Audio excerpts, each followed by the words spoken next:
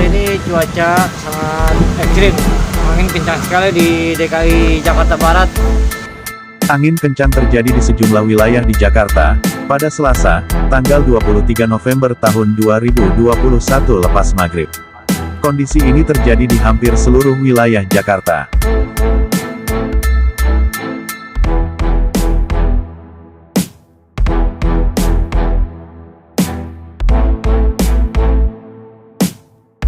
Tiupan angin yang sangat kencang itu, menyebabkan sejumlah pohon tumbang.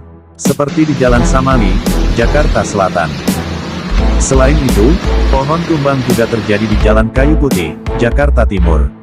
Angin kencang juga menyebabkan pohon tumbang, di depan kantor Kelurahan Cawang, Jakarta Timur.